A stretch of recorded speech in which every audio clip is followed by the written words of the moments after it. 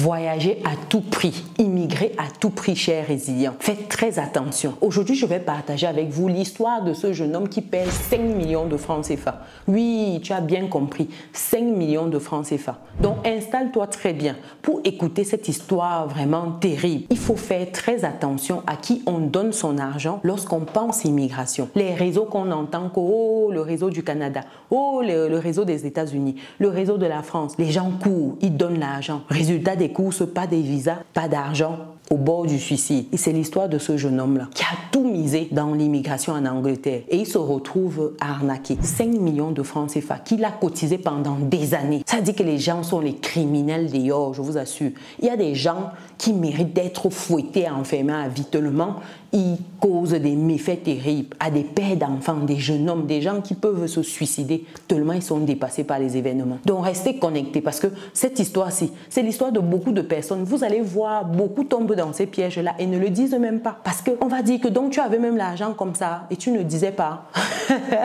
Et c'est ce qui est arrivé à ce jeune homme.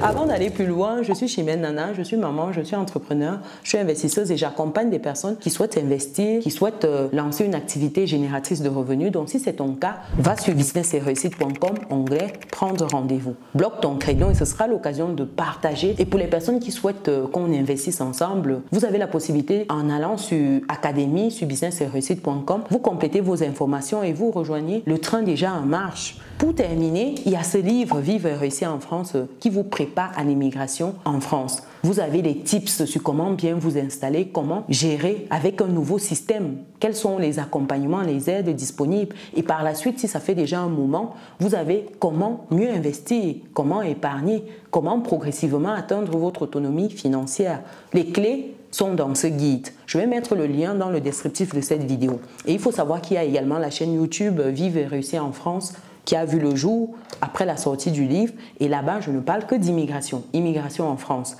Avant, pendant, après. Donc si toi aussi tu es intéressé par cette thématique-là, abonne-toi à cette chaîne-là.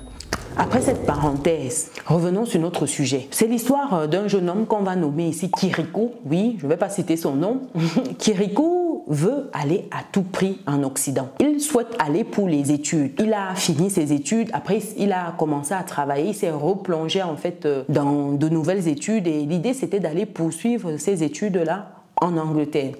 C'est comme cela qu'il a vendu un réseau où on fait monter les gens facilement. Et donc, il se dit, pourquoi pas? Il démarre avec le réseau. En vous racontant l'histoire, je vais vous donner des points d'alerte. Lorsque vous avez ces points-là, ça doit vous mettre la puce à l'oreille pour que vous compreniez tout de suite que ce sont des arnaques. Attention, ce sont des arnaques. Premier point ici, lorsqu'il démarre la procédure, c'est de se dire, on constitue son dossier en ligne, mais on ne lui donne pas en fait un numéro de suivi ou les accès pour qu'il puisse voir l'évolution. Ça, c'est pas normal. Lorsque quelqu'un est en train de monter votre dossier, vous devez avoir accès en ligne sur l'évolution en fait de la procédure. Où est-ce que la personne en est? Il doit vous donner les accès, c'est votre dossier, vous payez pour ça.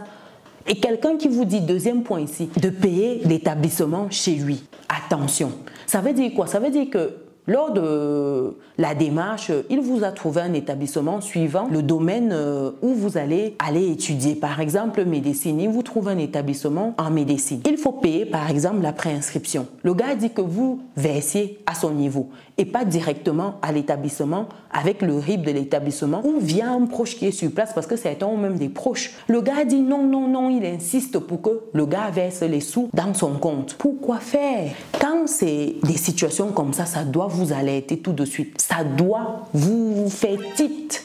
C'est comme ça qu'il se retrouve, il verse l'argent dans le compte du monsieur. Et dans la suite de la procédure, on lui dit que c'est l'établissement tel, c'est ceci, c'est cela.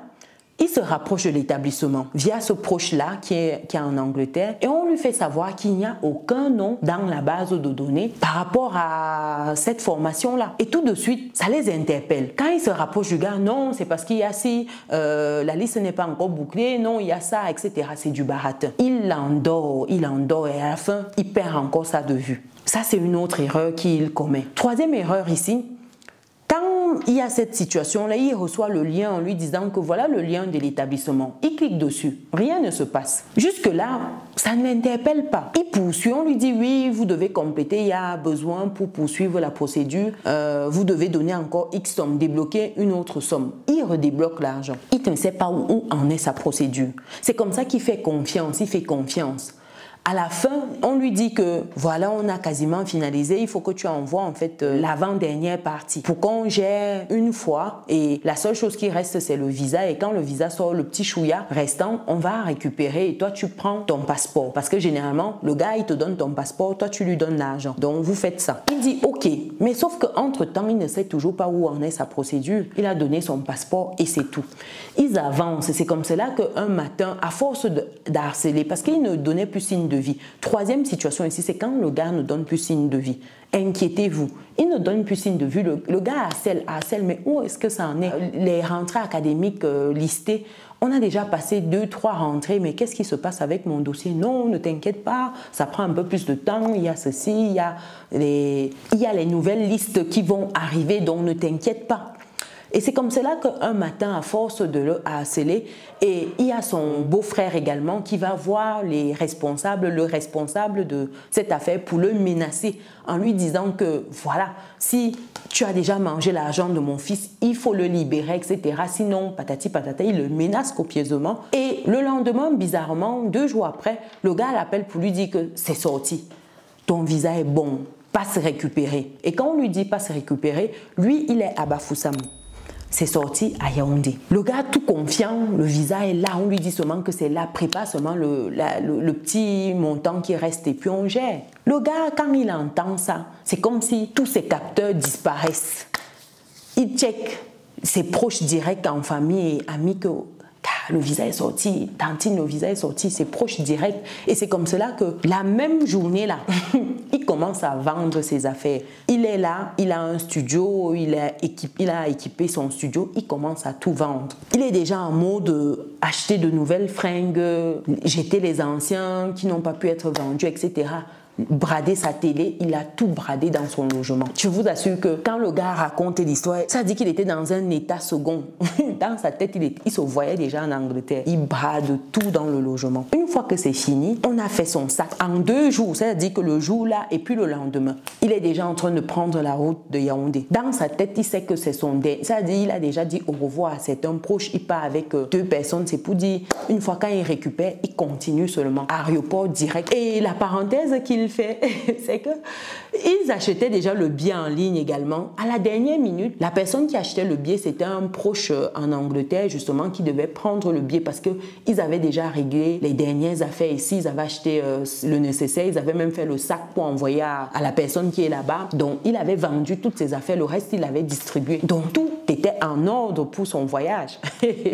Il restait le billet d'avion. Donc, la proche là prend donc le billet. Elle est sur le point de finaliser. On lui dit qu'il faut ou il fallait quoi, en fait, ça bloquait. Elle a fait ça 1 fois, 2 fois. Après, elle dit quelque chose, lui dit non, quand il aura son visa, on va prendre, même si c'est la veille pour le lendemain, c'est pas grave, va d'abord prendre ton passeport, parce que l'affaire, c'est même qu'on prend et puis ma carte fait comme ça, va d'abord prendre ton passeport. C'est comme cela que le lendemain, au soir, il prend la route donc, pour arriver et première se retrouver parmi les premiers à s'aligner pour son passeport.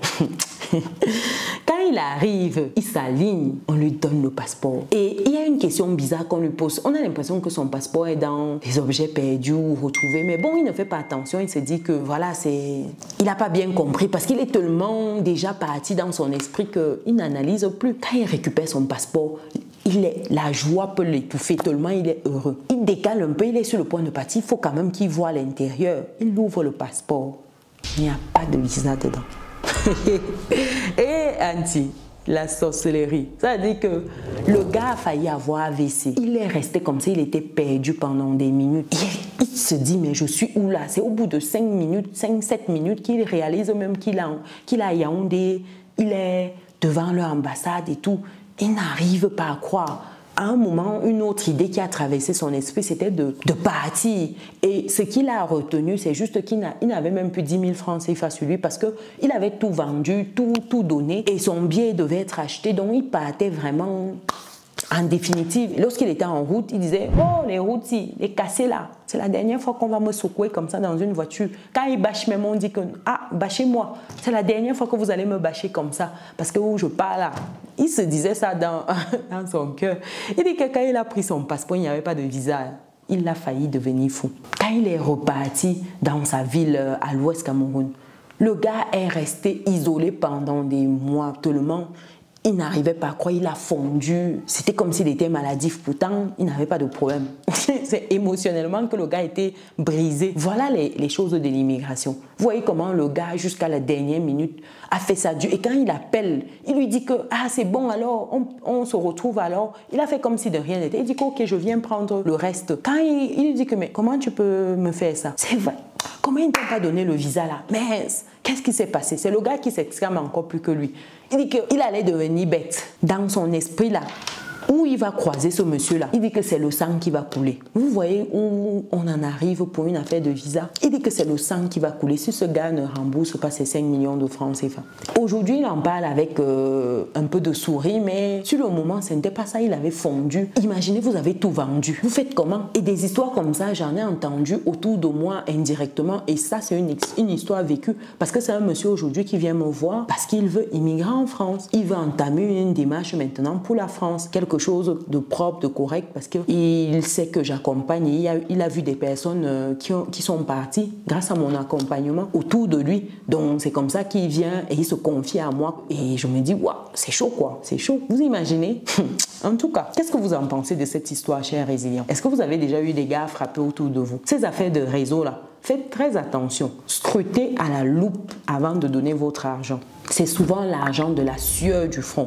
Les gars font ça avant d'avoir cet argent-là. C'est inadmissible qu'à la fin, vous donniez ça comme ça à quelqu'un. Ça fait mal. En tout cas, force à tous ces gars-là qui veulent beaux-arts, qui veulent voyager, qui veulent partir à tout prix. Courage à chacun. Prenez le temps juste de bien préparer ça. Nous, on se donne rendez-vous dans une prochaine vidéo. Ciao.